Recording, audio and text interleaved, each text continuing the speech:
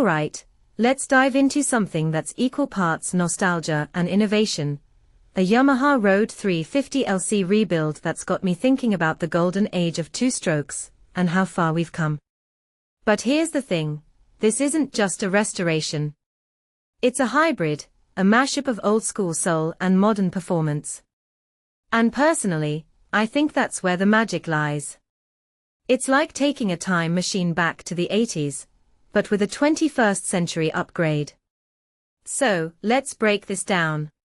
First off, the RD350LC was a legend in its time. If you were a teenager in the 80s, this bike was probably plastered on your bedroom wall. Liquid-cooled, two-stroke, and with a power band that felt like it could rip your arms off. It was the kind of bike that made you feel alive. But here's the kicker, it wasn't perfect. Handling was sketchy, and let's be honest, those brakes were more of a suggestion than a safety feature.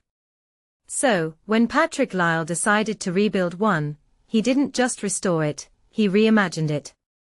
And that's what makes this project so fascinating. What many people don't realize is that these old two-strokes were as much about character as they were about speed. Sure, they were fast, but they were also raw, unpredictable, and a little dangerous. That's part of their charm. But Patrick's build takes that raw energy and refines it. He's kept the heart of the RD350LC, that frantic power band, the unmistakable sound, but has swapped out the outdated parts for modern components. For example, the swing arm is from a Honda NC29, and the forks are from a Kawasaki ZX6R. In my opinion, this is where the genius lies. He's not trying to pretend it's 1980 again, he's creating something new that respects the past, but lives in the present. One thing that immediately stands out is the engine. Patrick bumped the capacity up to 375 cubic centimeters, added McCuney flat-slide carbs, and threw in some custom expansion chambers. The result? A bike that revs to 13,000 revolutions per minute. That's insane. But here's the part one find most interesting, he didn't go for a full race tune. Instead, he opted for a road-friendly setup with 64 brake horsepower. Why? Because, as he puts it, he didn't want to end up in a hedge. And that's a smart move. This bike isn't just about straight-line speed, it's about being rideable, about enjoying the experience without constantly fighting for control.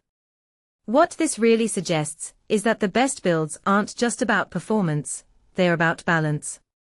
Patrick could have gone all out, turned this into a track weapon, but he didn't. He chose to keep it streetable, to preserve that connection to the past while making it something you could actually use every day. And that's a philosophy I can get behind. It's easy to get caught up in the numbers, but at the end of the day, a bike is about the feeling it gives you. Does it make you smile? Does it transport you to another time? This RD350LC does both. A detail I find fascinating is the attention to the little things. The seat, for example, is embossed with Kenny Roberts' signature, a nod to Yamaha's racing heritage. The gauges are modern, but fit seamlessly into the original housing. Even the exhaust pipes, which are made from mild steel for performance, got a practical upgrade. Patrick lacquered them to keep rust at bay. These aren't just cosmetic touches, they are thoughtful decisions that show how much care went into this build. It's not just about making it look good, it's about making it work better. If you take a step back and think about it, this bike is a metaphor for how we approach the past. We don't have to leave it behind, we can bring it with us, but we don't have to be slaves to it either. Patrick's RD350LC is a perfect example of that. It's a bike that respects its roots, but isn't afraid to evolve. And that's something I think we can all learn from, whether we're talking about motorcycles or life in general. So, here's my closing thought. What if more builders took this approach? What if, instead of trying to recreate the past exactly as it was, we focused on blending the best of old and new? I think we'd end up with more bikes like this one, machines that feel timeless, that capture the essence of what made the originals great while making them relevant for today.